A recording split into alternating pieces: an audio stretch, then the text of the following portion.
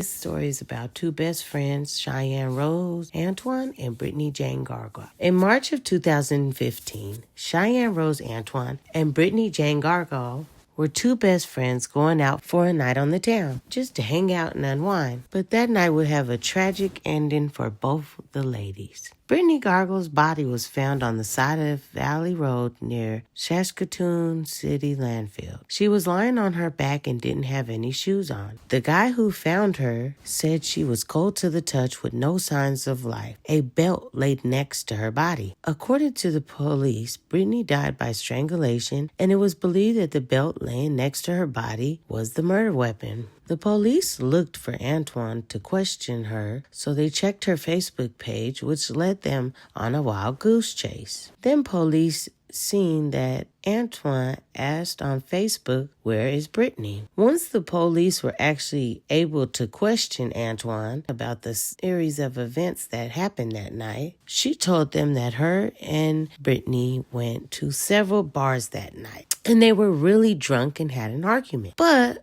according to CCTV footage obtained by the police department, the duo went to a pub and then later to a grill. Never any bars. The police were also able to look at the timeline of the night using Facebook posts from the girls. The police asked Antoine, did she murder her friend? She told them that she does not remember, but she didn't deny it either. That's when one of the detectives realized that the selfie the ladies took earlier that night before they went out, Antoine was wearing a belt. Yes, the same belt that was lying next to Brittany's body, which was believed to be the murder weapon. Immediately, Antoine became police's prime suspect. During the police investigation, they questioned a second friend of Antoine's, who she ended up going to's house right after the murder. She came and broke down, crying, and admitted she hit Brittany and then strangled her after an argument the pair had. But she never actually confessed to the police. In one of her posts on Facebook before her arrest, she said, "I miss you so much, Bert. Wish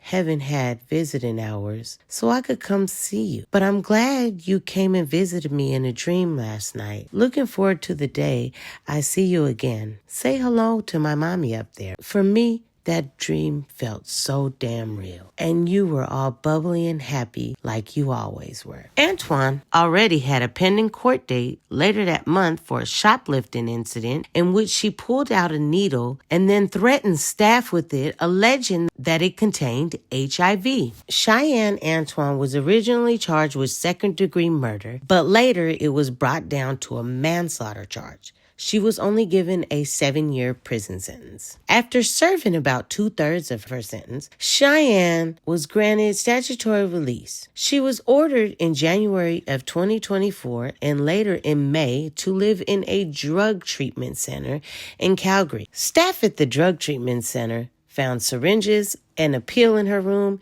and she tested positive for amphetamine. Antoine unlawfully left the treatment center and went on the run. She walked around trying to open people's car and found one open and drove off in it, hitting a parked car, and was seen laughing as she left the scene. She then led police on a high-speed chase and then crashed into another parked car. She then tried to get out of the car and steal a van. She was eventually caught by the police on June 2nd, 2024. After it was all said and done, the board decided to revoke the decision to release her, and she was still locked up for the remainder of the 7 years. As of April 2026, she is still incarcerated and due to be released pretty soon. To me, she's a menace. She deserves to be in prison for the rest of her life, and Brittany will never actually receive the justice that she so much deserves. I believe this was over jealousy, as in most women drama, and I don't actually believe that Antoine really considered her one of her friends. It was convenience. It was obvious Antoine had a substance addiction, and also mental illness seems like it was at play. Honestly, after leaving the drug treatment center, she should have been locked up and charged with stealing those cars, as well as added onto the sentence that they reinstated. I find it ridiculous that she was only given 7 years in the first place. But rest in peace, Brittany Jane Gargal, and I pray that her family has found found the peace with her passing. I know that they definitely don't feel like Brittany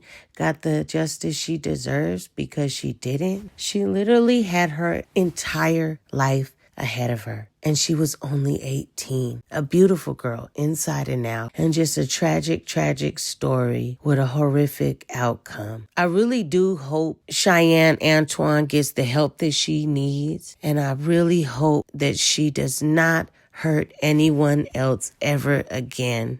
Thank you for letting me share this true crime with you. And if you made it to the end of the video, please drop a comment below and let me know how you feel about this situation. Have a good day and God bless.